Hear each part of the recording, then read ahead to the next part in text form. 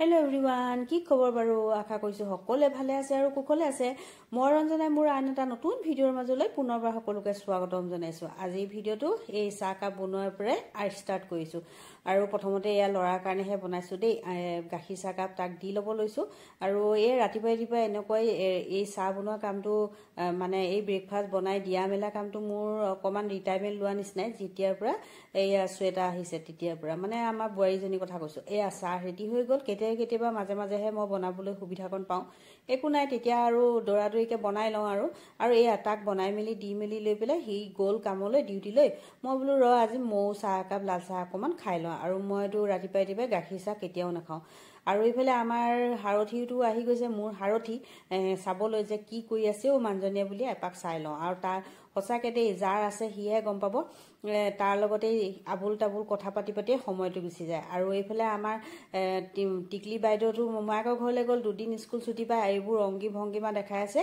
মাকে আকৌ ভিডিঅ' অকণ কৰি পঠাই দিছিলে আমালৈ ভংগীমা দেখিছে নাই বাপৰে কি এক্সপ্ৰেছন আৰু নাচি যে বিৰাট ভাল পায় অকমান কিবা গান এটা লগাই দিলেই হ'ল আৰু তাইৰ পছন্দৰ গান কেইটা লগালেতো কথাই নাই কোনেও পাত্তা নাপাব আৰু এনেকৈ চাদৰৰ নিচিনা কিবা এখন লাগে আৰু আজিকালি চুচৰাই ফুৰে কিবা বাৰবি টিভিত কিবা আছে কিবা নামটোৱে ভাবিছো কিবাহে হ'বগৈ এতিয়া নামটো সেইখন দেখাৰ পিছৰ পৰা নামটো আচলতে জানো কিন্তু পাহৰি গৈছো আৰু সেইখন দেখাৰ পৰা এনেকৈ আৰু চুচৰি যোৱাকে কাপোৰ এখন তাইক লাগে আৰু যি নহওক সৰু ল'ৰা ছোৱালীৰ কথা আৰু এতিয়া তাহাঁতি বাৰু ইতিমধ্যে আহিলে মোমায়েকৰ ঘৰৰ পৰা আজি এইটো আকৌ নেক্সট ডে দুপৰীয়াৰ ভিডিঅ' দেই ভাবিছিলো ভিডিঅ' চিডিঅ' আজি নকৰো নেকি অকমান ছুটি লওঁ তাৰপিছত দেখিলো নাই নকৰিলে দেখোন ভালেই নালাগে এইটো যেন এটা মোৰ মনটো ভাল লাগি মানে মনটোক ভাল কৰি ৰখা এটা যেন থেৰাপি তেনেকুৱাহে হৈ গৈছে আৰু আজি এয়া বনাবলৈ লৈছিলো আচলতে পাতত দিয়া মাছ আৰু এই পাতটো গম পাইছে ৰঙালাওৰ পাত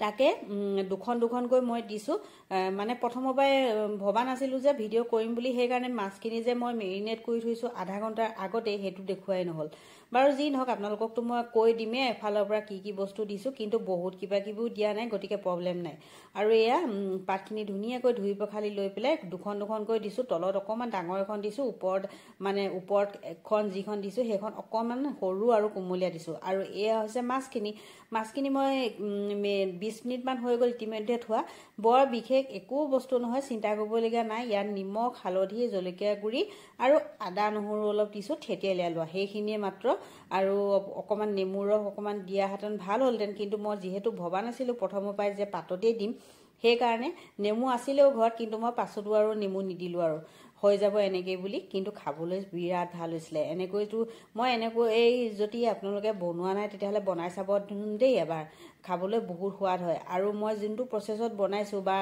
যেনেকৈ মই ৰঙালাও পাত দি বনাইছো আপোনালোকে যিকোনো লাওৰ পাত দি বনাব পাৰে আৰু এই প্ৰচেছত বনোৱাৰ পাছত মানে ৰঙালাওৰ যিখিনি পাত আছে সেই পাতখিনিও যিহেতু সিজি যায় আৰু সেই পাতখিনিৰ সৈতে আপোনালোকে সানি ভাতকেইটা খাই দিব পাৰে সেইটো কাৰণে যেনেকৈ আমি কলপাতত দি বা হালধি পাতত দি এনেকৈ খাওঁ তেতিয়াতো পাতখিনিটো আমি পেলাই দিবলগীয়া হয় কিন্তু এই ৰঙালাওৰ বা লাওৰ পাত দি পেলাই বনালে পাতখিনিও যে সিজি যায় নহয় সেইকাৰণে পাতখিনিয়ে দি ভাতখিনি সানি খাব পাৰি আৰু তথাপিও যি নহওক কলপাতত দি খোৱা বা হালধি পাতত দি খোৱা পাতটো আমি খাব নোৱাৰিলে কি হ'ব আৰু সেই পাতখিনিটো আমাৰ শৰীৰৰ বাবে বহুত উপকাৰী গুণ আছে গতিকে তেনেকৈও খাব লাগে সময় সুবিধা মিলিলে বা পালে যদি আপোনাৰ ওচৰত আছে আমাৰতো বহুত দিন হৈ গৈছিলে কলপাত পাবলে নাছিলে ওচৰে পাজৰে আৰু এতিয়া যেনিবা আছে ওচৰতে মাজে মাজে কলপাতত দিও বনোৱা হয় এতিয়া যিহেতু